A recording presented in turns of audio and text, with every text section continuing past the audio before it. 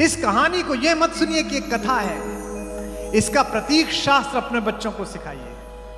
मुझे नोएडा के एक बहुत बड़े बिल्डर हैं, एक दिन उनका फोन आया मेरे पास दूसरी लहर के बाद, कुमार भाई वो जो हमारा सैनिक फार्म में फार्म हाउस है वहां अपने अपने राम कराना है 3 दिन का। 4 वर्षों से सोच रहा था, अब जाके ऐसी स्थिति आई है। तो मुझे लगा बीमार होंगे कुछ घर में परिवार में। मैंने कहा कोई हारी बीमारी? नहीं भाई साहब, एक संकट था वो टल गया, अब मैं निश्चिंत हो गया हूं, अब मैं अपने अपने राम सुनूंगा। मैंने कहा क्या? बोले वो बड़े भाई साहब से जो हमारा मुकदमा चल रहा था ना सोनीपत वाली प्रॉपर्टी का, वो मैं जीत गया हूं। भाई से मुकदमा जीतकर भरत और राम के प्रेम की कहानी सुनना चाहते।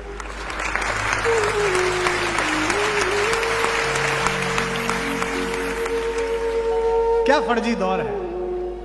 फेसबुक पे 5000 दोस्त हैं और सगे भाई से बोलचाल बंद है। मुझसे लोग पूछते हैं कि आपको क्या मिलता है?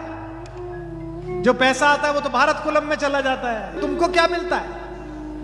बताऊं आपको मेरा पारिश्रमिक। जयपुर में अपने अपने राम कर रहा था, पहले दिन भरत और राम के संबंधों पर बोला। प्रश्न मांगता हूं लोगों से कि प्रश्न कुछ हो तो बता दीजिए, मैं जो कोशिश करूंगा जवाब देने का प्रयास करूंगा अपनी छोटी बुद्धि से। एक पर्ची आई, मैंने पढ़ दी झोंक में। सामने बैठा एक आदमी हाथ जोड़कर खड़ा हो गया, रोने लगा। पड़ोस के लोग उसे चुप करने लगे। उसने कहा साहब 3 दिन के कार्यक्रम के लिए आया था सुनने। पहले दिन आपने भरत और राम की मैत्री के बारे में, प्रेम के बारे में बताया। मेरे भाई साहब हिम्मतनगर रहते हैं गुजरात में, हमारा 30 वर्ष से प्रॉपर्टी का विवाद चल रहा है। मेरे बच्चों ने उनके बच्चे नहीं देखे, मेरी बहुओं ने उनको नहीं देखा। कल सुनकर रात को गया, बड़ी लज्जा आई। अब 2 दिन की कथा और सुनने के बाद परसों के टिकट बुक करा लिए हैं। सारी संपत्ति के कागज लेकर भाई साहब के पास जा रहा हूं, चरणों में डाल दूंगा और कहूंगा भाई साहब आप जो जाने करिए, मुझे मेरे अपराधों के लिए क्षमा करिए। ये पारिश्रमिक।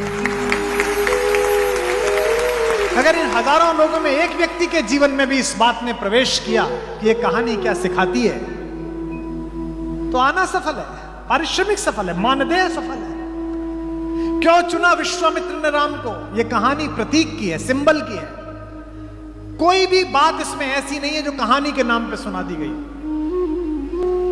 विश्वामित्र से कहा 15 साल का मेरा लड़का है, महाराज इसे क्यों ले जा रहे हो? मुझे ले चलो, मेरी सेना ले जाओ।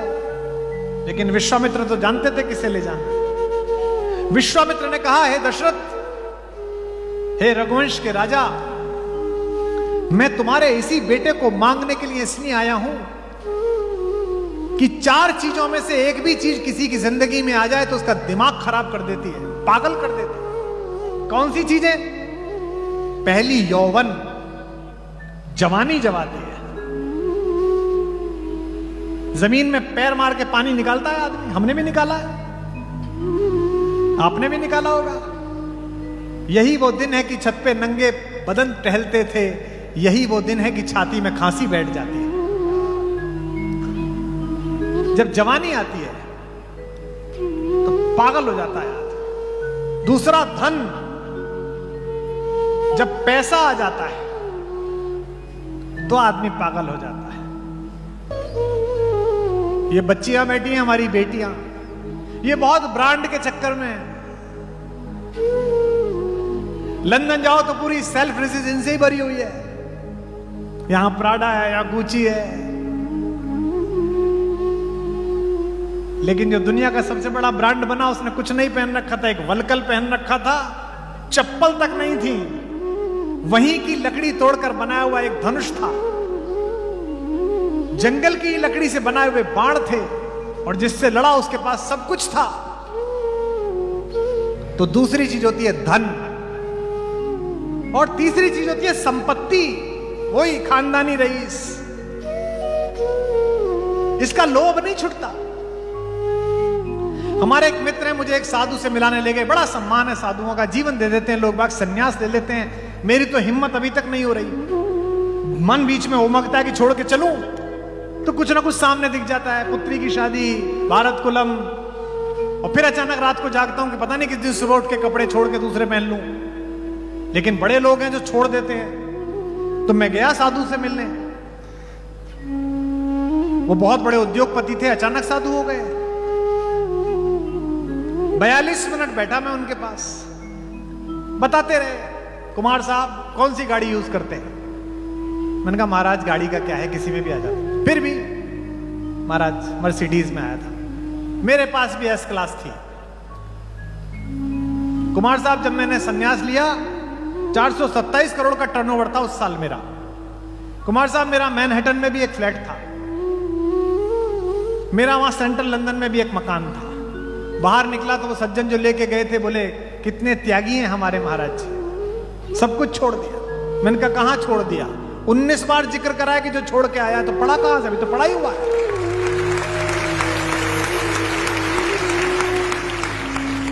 जरा सा काम करते हैं धर्म का, जरा सा दान करते हैं, पहले फेसबुक पे लिखते हैं। देखिए आप, और वो जिसके लिए मैं बैठा हूं, उसके राज्याभिषेक की पहली संध्या में अंधेरे कक्ष में उसके पिता ने बुलाकर कहा कि बेटा एक अनहोनी हो गई है, मैं तेरा अपराधी हूं। रोने लगे दशरथ। आप सबके बच्चे पढ़ने गए होंगे, मेरी भी बेटी पढ़ने गई थी, मैं खुद छोड़ के आया। जब उसे हॉस्टल के गेट पे छोड़ा 7 दिन वहीं रहने के बाद, तो पलट के नहीं देखा मैंने उसे, क्योंकि मैं देख ही नहीं सकता था, मैं रो रहा था। हवाई जहाज में रोता रहा।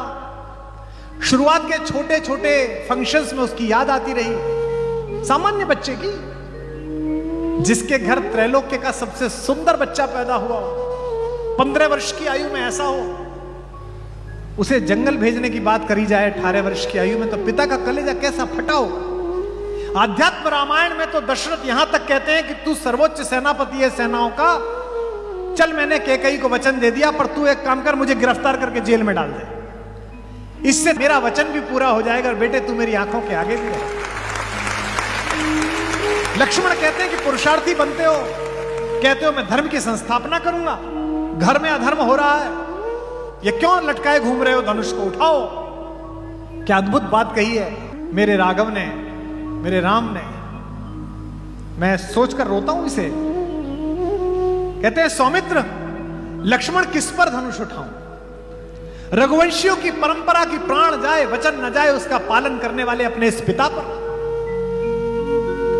और अगली बात राम का चरित्र बताती है, या पाप भी जिसके अस्तित्व की सीमा से बाहर खड़े होकर हाथ जोड़कर पड़ा रहता है, उस अपने नीतिज्ञ छोटे भाई भरत पर बाण उठाऊं, किस पर आ रहा हूं? दुनिया में किसी इतिहास में आपने नहीं देखा होगा कि एक सिंहासन 2 भाइयों के बीच 14 साल फुटबॉल की तरह घूमता रहा,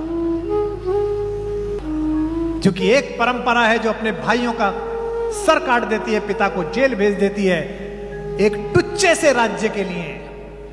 और एक परंपरा हमारे राघव की है, जिसमें एक भाई कहता है कि पिता ने कह दिया तो ये चला जंगल, और दूसरा भाई कहता है कि नहीं, ये भैया का शासन है, इस पर मैं बैठ नहीं सकता, इस पर भैया की चरण पादुकाएं रखी जाए।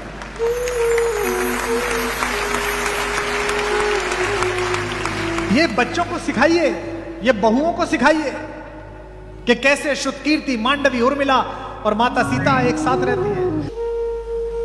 जरा सा काम छूट जाए, लोग आत्महत्या कर लेते हैं। आईआईटी में बच्चे की रैंकिंग नीचे आई, बच्चे ने आत्महत्या कर ली, नौकरी नहीं लगी, डिप्रेशन में आ गया। क्यों? बाकी सब सुना था बेटा, राम कहानी नहीं सुनी थी। अन्यथा सोच के देखिए, कौशल्या ने बुलाया, बेटा क्या हो गया, शहनाई बंद क्यों हो गई, लोग रो क्यों रहे हैं, तेरा राज्याभिषेक है। तो राम ने यह नहीं कहा कि मां मेरा राज्य छीनकर भरत को दे दिया। राम ने जो बात कही उस पर 1000 सिंहासन कुर्बान किए जा सकते हैं। राम ने कहा, मां पिता ने मुझे जंगल का राज्य दे दिया।